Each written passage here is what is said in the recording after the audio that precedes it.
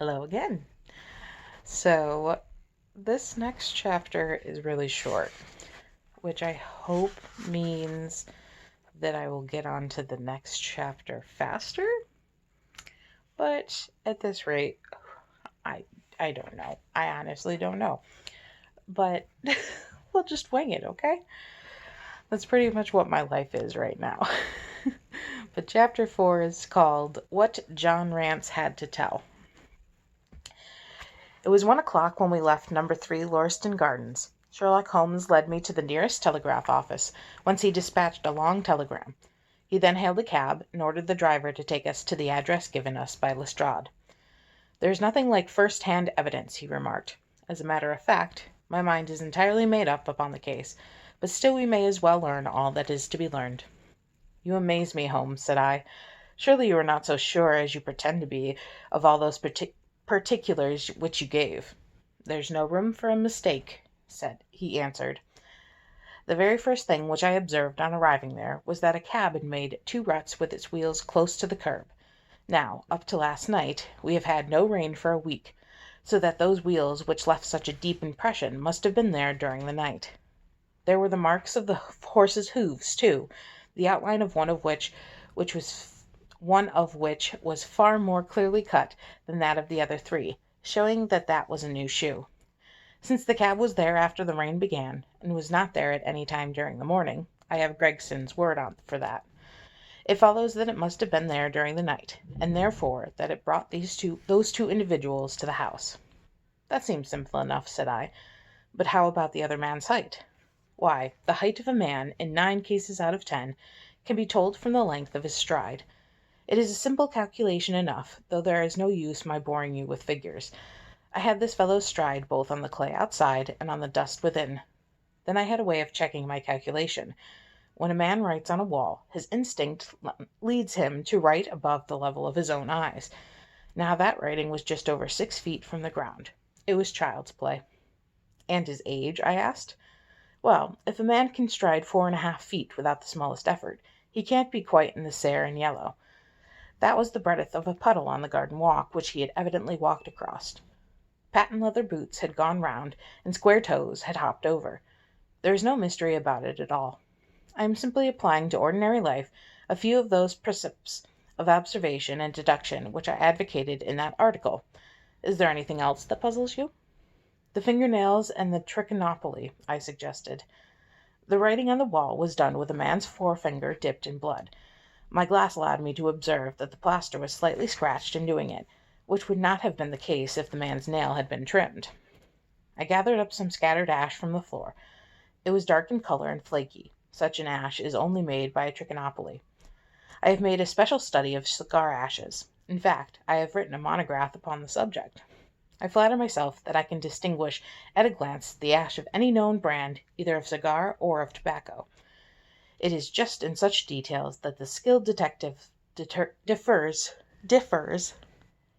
from the Gregson and Lestrade type." "And the florid face?" I asked.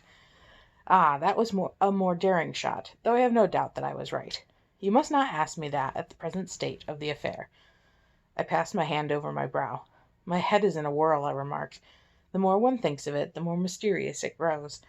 How came these 2 men, if there were 2 men, into an empty house? What has become of the cabman who drove them? How could one man compel another to take poison? Where did the blood come from? What was the object of the murderer, since robbery had no part in it? How came the woman's ring there? Above all, why should the second man write up the German word 'Racke' before decamping? I confess that I cannot see any possible way of reconciling all these facts." My companion smiled approvingly.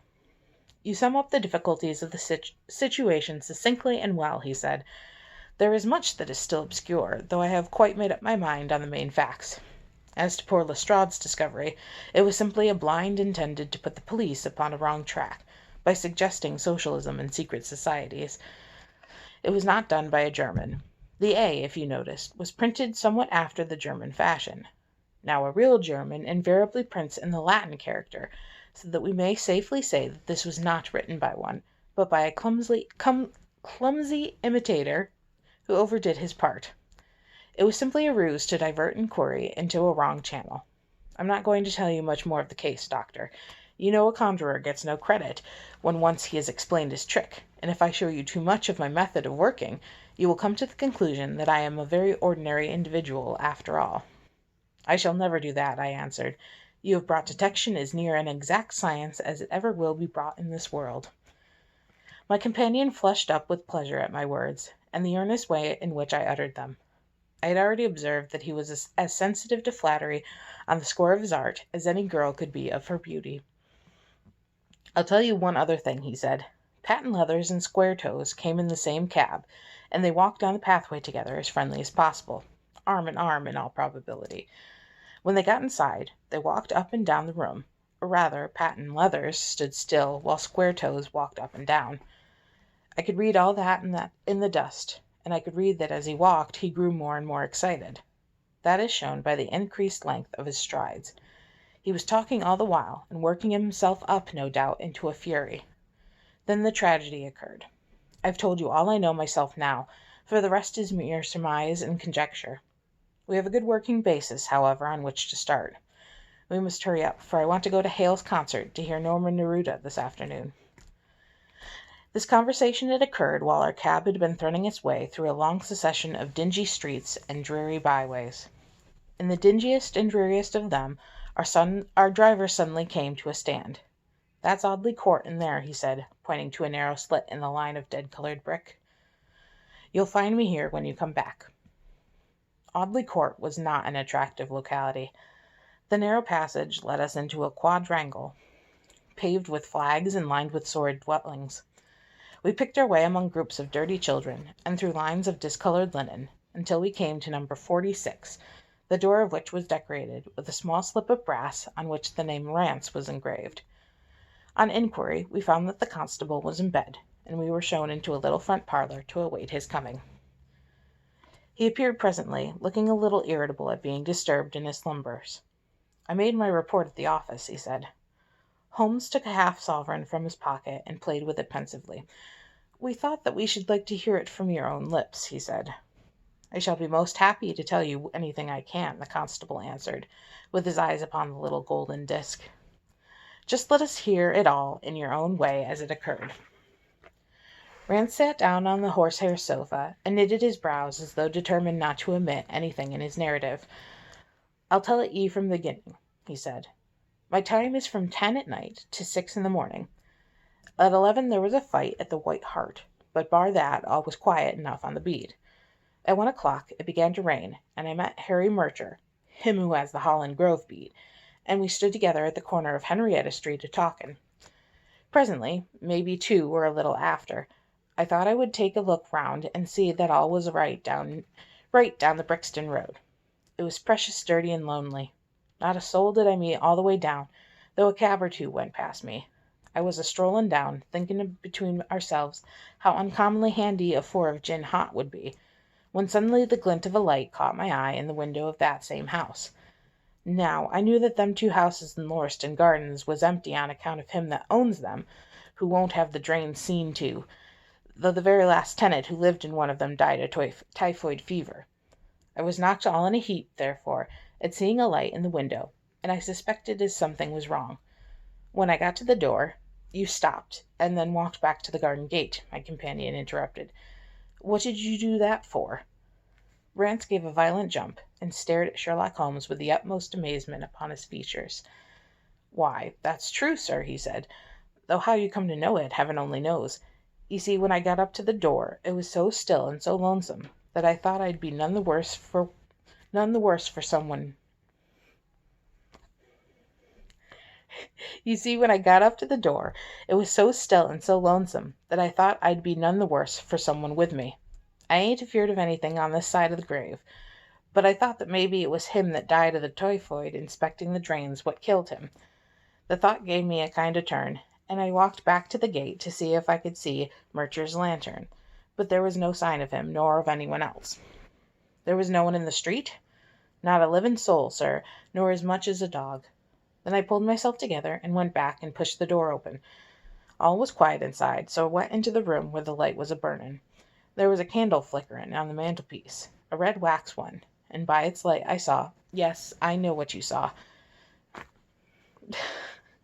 You walked around the room several times, and you knelt down by the body, and then you walked through and tried the kitchen door, and then John Rance sprang to his feet with a frightened face and suspicion in his eyes. "Where was you hid to see all that?" he cried. "It seemed to me that you knows a deal more than you should." Holmes laughed and threw his card across the table to the constable. "Don't go arresting me for the murder," he said. "I am one of the hounds and not the wolf. Mr. Gregston or Mr. Lestrade will answer for that. Go on, though. What did you do next?"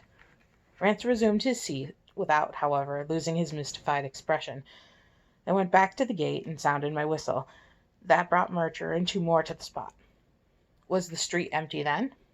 "Well, it was, as far as anybody that could be of any good goes." "What do you mean?"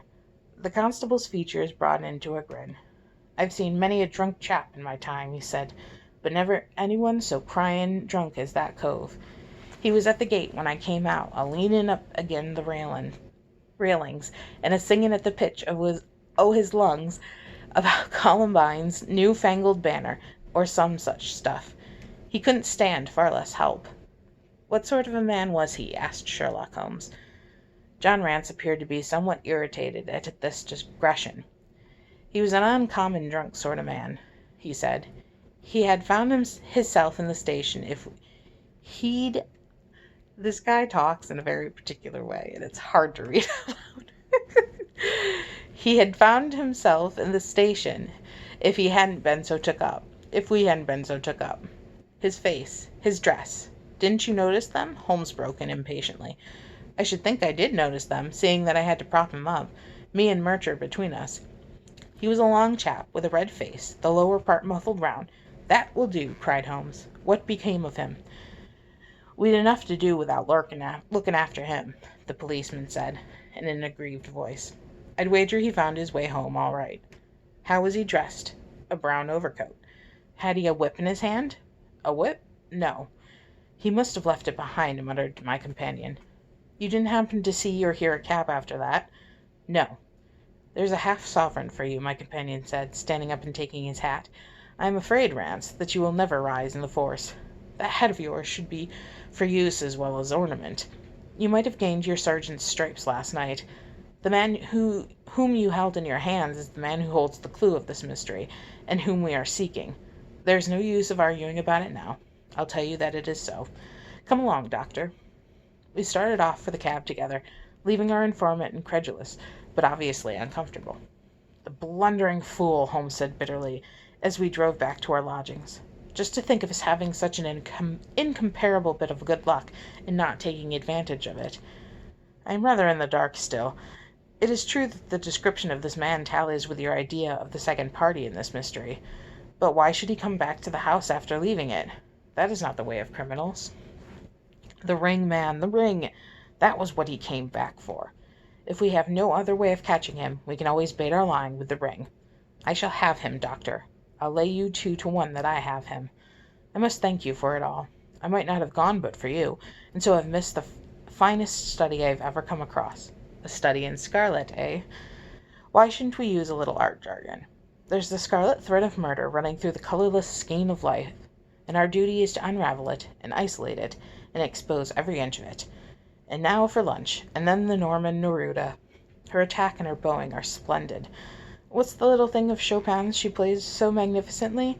Tra-la-la-lira-lira-lay. Leaning back in the cab, this amateur bloodhound caroled away like a lark while I meditated upon the many-sidedness of the human mind. And that's it for today, which, thank God, because the way that policeman talked was not good for me.